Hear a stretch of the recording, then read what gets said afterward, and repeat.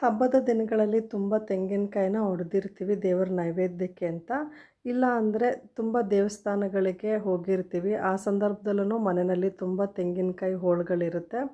ನಮಗೆ ತುರಿಯೋಕ್ಕೆ ಟೈಮ್ ಇರಲ್ಲ. ಕೆಲವ್ರ ಮನೇಲಿ ಇಟ್ಕೊಳ್ಳೋಕ್ಕೆ ಫ್ರಿಡ್ಜ್ ಇರಲ್ಲ.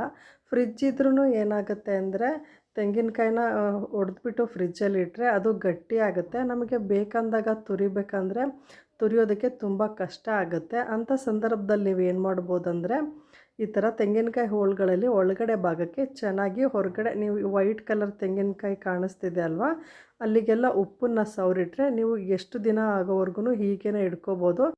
ತೆಂಗಿನಕಾಯಿ ಯಾವ ಕಾರಣಕ್ಕೂ ಎಷ್ಟು ದಿನ ಇಟ್ಕೊಂಡ್ರೂ ಕೆಟ್ಟೋಗೋದಿಲ್ಲ. ಮನೆಯಲ್ಲಿ ಏಲಕ್ಕಿ ಏನಾದರೂ ಸಡನ್ನಾಗಿ ಏಲಕ್ಕಿ ಶುಂಠಿ ಏನಾದರೂ ಕುಟ್ಟೋಕ್ಕೆ ಈ ಥರ ಕುಟ್ನಿನ ಇಟ್ಕೊಂಡಿರ್ತೀವಲ್ವ, ಅದರಿಂದ ನೀವು ಇನ್ನೊಂದು ಉಪಯೋಗನ ಪಡ್ಕೋಬೋದು.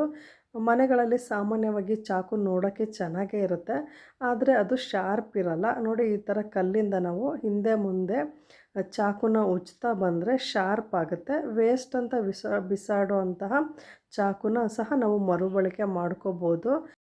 ಪ್ರತಿ ಸಲ ಚಾಕು ಮೊಂಡ ಆದಾಗೆಲ್ಲ ನಾವು ಶಾಪ್ಗೆ ಹೋಗಿ ಚಾಕುನ ಶಾರ್ಪ್ ಮಾಡ್ಕೊಂಡು ಬರೋಕ್ಕಾಗಲ್ಲ. ಮನೆಯಲ್ಲೇ ಸುಲಭವಾಗಿ ಈ ಥರ ಅಡುಗೆ ಮನೆಯಲ್ಲಿರುವಂತಹ ಕಲ್ಲಿನ ಸಹಾಯದಿಂದಲೇ ನಾವು ಶಾರ್ಪ್ ಮಾಡ್ಕೋಬೋದು. ಈ ಕಲ್ಲಿಲ್ಲ ಅಂದರೆ ಮನೆಯಲ್ಲೇ ಒರಳು ಕಲ್ಲು ಇರುತ್ತಲ್ವ, ಆ ಕಲ್ಲು ಸಹಾಯದಿಂದನೂ ನಾವು ಚಾಕುನ ಶಾರ್ಪ್ ಮಾಡ್ಕೋಬೋದು. ನೋಡಿ, ಇವಾಗ ಚಾಕು ಎಷ್ಟು ಶಾರ್ಪ್ ಆಗಿದೆ. ಎಷ್ಟು ಗಟ್ಟಿ ತರಕಾರಿ ಇದ್ರೂ ಇದರಲ್ಲಿ ಕಟ್ ಮಾಡ್ಕೋಬೋದು. ಹಸಿಮೆಣಸಿನ್ಕಾಯಿ ಬೆಲೆ ಕಮ್ಮಿ ಇದೆ ಅಂತ ನಾವು ಜಾಸ್ತಿ ಬಂದಿರ್ತೀವಿ. ಆದರೆ ನಾವು ಮನೆಗೆ ತರೋದು ಸುಲಭ, ಆದರೆ ಅದನ್ನು ತುಂಬ ದಿನಗಳವರೆಗೆ ನಾವು ಪ್ರಿಸರ್ವ್ ಮಾಡಿ ಇಟ್ಕೊಳ್ಳೋದು ತುಂಬಾ ಮುಖ್ಯ ಆಗಿರುತ್ತೆ.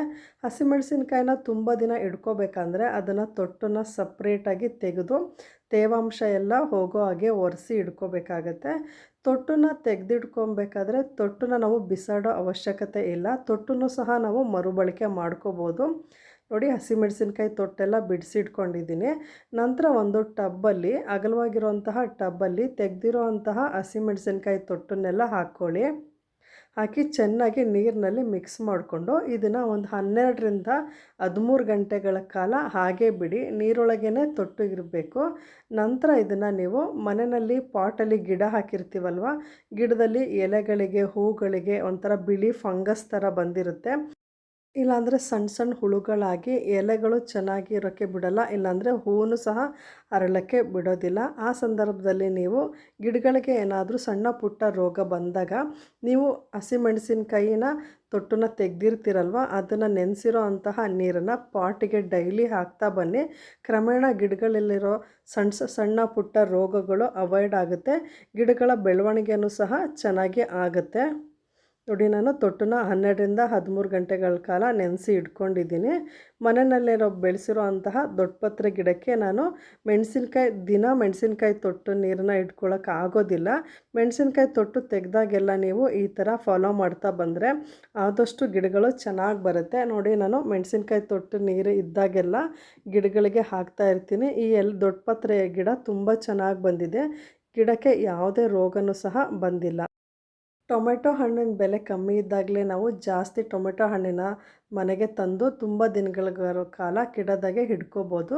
ಟೊಮೆಟೊ ಹಣ್ಣು ಫ್ರಿಜ್ಜಲ್ಲಿ ಇಟ್ಟರೂ ಅಷ್ಟೇ ಬೇಗ ಕೆಟ್ಟೋಗುತ್ತೆ. ಇದರಲ್ಲಿ ನೀರಿನಂಶ ಇರೋದ್ರಿಂದ, ಫ್ರಿಜ್ಜಲ್ಲಿ ತೇವಾಂಶ ಇರೋದ್ರಿಂದ ಫ್ರಿಜ್ಜಲ್ಲಿ ಇಟ್ಕೊಂಡ್ರೂ ಹಣ್ಣಾಗಿರುವಂತಹ ಟೊಮೆಟೊಗಳು ಬೇಗ ಮೆತ್ತಗಾಗುತ್ತೆ, ಇಲ್ಲ ಹಾಳಾಗಿಬಿಡುತ್ತವೆ. ಆ ಸಂದರ್ಭದಲ್ಲಿ ನೀವು ಟೊಮೆಟೊ ಹಣ್ಣನ್ನು ತೊಟ್ಟಿರುತ್ತಲ್ವ, ಅಲ್ಲಿಗೆ ಮನೆಯಲ್ಲಿ ಬಳಸುವಂಥ ಕೊಬ್ಬರಿ ಎಣ್ಣೆ ಅಥವಾ ಅಡುಗೆ ಎಣ್ಣೆ ಯಾವುದೇ ರೀತಿಯಾದ ಎಣ್ಣೆನ ತೊಟ್ಟಿಗೆ ಸವರಿ ಇಟ್ಕೊಳ್ಳೋದ್ರಿಂದ ಹೊರಗಡೆನೇ ಫ್ರಿಜ್ ಇಲ್ದಿರನೂ ಟೊಮೆಟೊ ಹಣ್ಣನ್ನು ತುಂಬ ದಿನಗಳ ಕಾಲ ಕೆಡೋದಾಗೆ ಹಿಡ್ಕೋಬೋದು.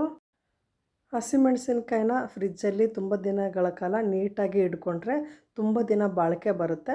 ಸಾಮಾನ್ಯವಾಗಿ ಎಲ್ಲರ ಮನೇಲೂ ಟಿಶ್ಯೂ ಪೇಪರು ಇರೋದಿಲ್ಲ. ಅಂಥ ಸಂದರ್ಭದಲ್ಲಿ ಇವಾಗ ಹೊರಗಡೆ ರೇಷನ್ ಅಂಗಡಿಲಿ ಆಹಾರ ಪದಾರ್ಥಗಳನ್ನ ತರಬೇಕಾದ್ರೆ ಈ ಥರ ಕಾಕಿ ಕಲರ್ ಪೇಪರ್ ಕವರ್ ಕೊಡ್ತಾರೆ.